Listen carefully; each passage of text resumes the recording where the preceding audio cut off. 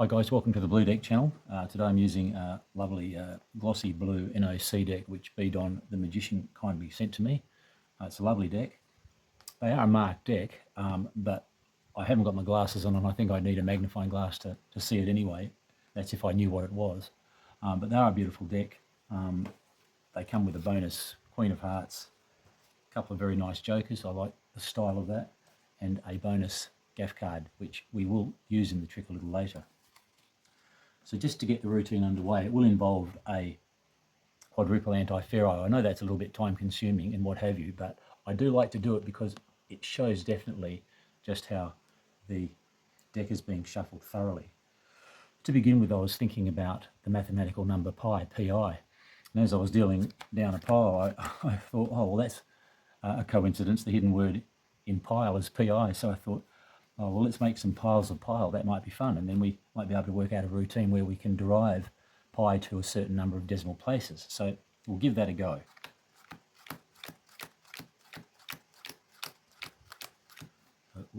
Different amounts in each pile, make it random.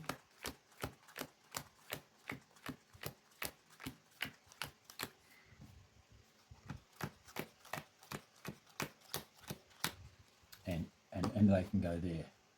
So what I'm doing here is I'm spreading the cards out into piles. So when a deck is shuffled as a full deck, sometimes it can be only partially shuffled even though it looks like it's being thorough. But if I spread these cards out and I give each pile a good old mix-up, a genuine shuffle, so that I do not know where any of the cards are, really. So that when I go to do my quadruple anti-pharaoh shuffle, I honestly won't have any idea what cards are where. And it's very fair, and there's no equivoque or equivoque, or however you pronounce that word. There's no slights, and the deck is not, well, it doesn't have to be a marked deck, put it that way, and I'm not using the markings on this deck anyway. Simply because I can't see it. It's a very clever marking deck. You would never know the deck was marked just by looking at first glance, that's for sure. All right, so look, they're shuffled, and what we'll do now is we'll do the anti-pharaoh shuffle to make sure they're even shuffled even more.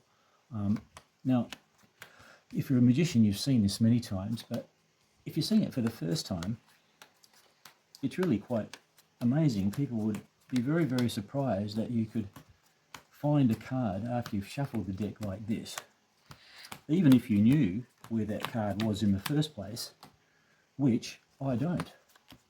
So it is a bit of a mess at the moment. I do apologise, but we'll get there, because I think it's very important that the spectator sees clearly that the deck is genuinely shuffled, because this is what's going to make the effect so powerful at the end. The shuffling of the deck. And I do like a trick that does not involve any sleights or gaffes or anything like that. Not that I have anything particularly against those things, but I would find that not much of a challenge after a while if you're a magician. I think a trick like this is really challenging. You've got to really be paying attention the whole time to what you're doing.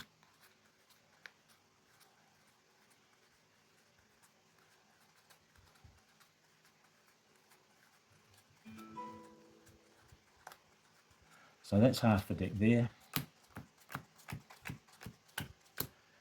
Thank you for your patience. We're getting there.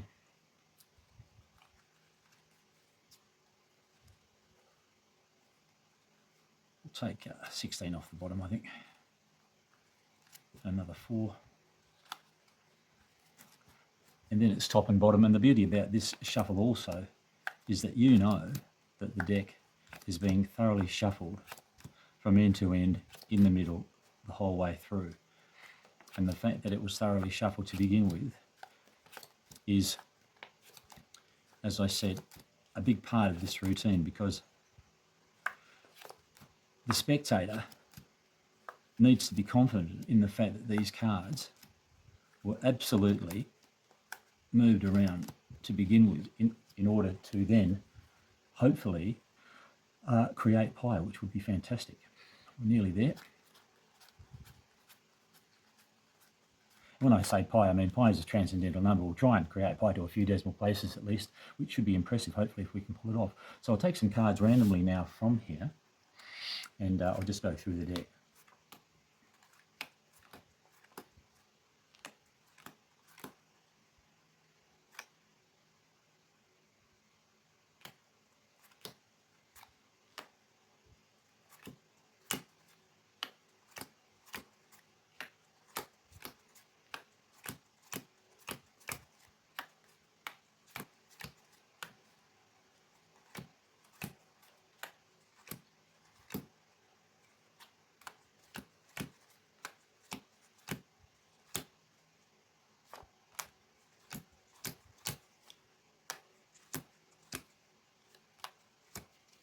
Okay, that's it. Thank you for staying with me so far. I hope you haven't fallen off to sleep. But now we've created some random cards here. And what we'll do is that gaff card, we'll add the gaff card to them as well, just to make it even more interesting. And the 0 can have a value, whatever it may be, or wherever it winds up. Now, just to re-emphasize, as I look at these cards at the moment, I may guess what the cards are, but I don't actually know what that card is. As I was putting a card down, I honestly did not know which card I was taking and putting down, and that's the truth. There's nothing more really to be said about that. It's not just magician's banter. I really didn't know. So now that we flip these over, I'm now going to have to try and create pi with this random spread of cards.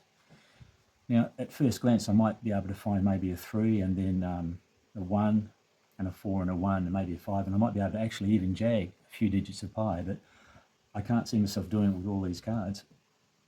So what I'll do is I'll try and create some numbers with the cards instead, large numbers, and we might be able to do something with those. So look, how about, we'll start with the 4, why not? I might just do a couple of pairs, a couple of aces wouldn't hurt. There's a pair of 5s there. I've got a pair of 7s and a 9 and an 8. You know what? I might just put a 9 and an 8 in between the 7s. That mixes it up a bit. I'll put an ace down here, that beautiful blue ace. I do like that. We've got a 3. I think there's only one 3 in the whole lot I've got here. Maybe the 10. And the 10 can be 1, 0, and then just for the 0 can keep that 0 company. So 1, 3, 1, 0, 0. What about 29 and 76? Okay. All right. So that's where we are. I downloaded a calculator the other day. I did have a calculator, but these guys here are a high precision calculator. They're free to download, but they will allow you to calculate to a higher decimal place than the normal scientific calculator, which might give you maybe 10 or 12 or so decimal places, which is an incredibly high degree of accuracy when you think about it. So I might be wishful thinking here by thinking I need this calculator, but we can't add them up. So what I might do is I might just enter in this top number here, and I'll call it 411557987. So there's that number, quite a high number. I will divide that by 131,002,976. So that number's been keyed in. And if we press equals, we actually get pi, 17 digits of pi to 16 decimal places. And that's it there. And I think that is actually quite amazing. So I hope you enjoyed that. If for some bizarre reason you actually want to know how I pulled this off, well, look, leave a comment in the YouTube if you wouldn't mind. So thank you very much. Thanks again for Bidon for the cards. And again, a shout out to Card Mechanic for showing me the quadruple anti-pharaoh shuffle. See you later, guys.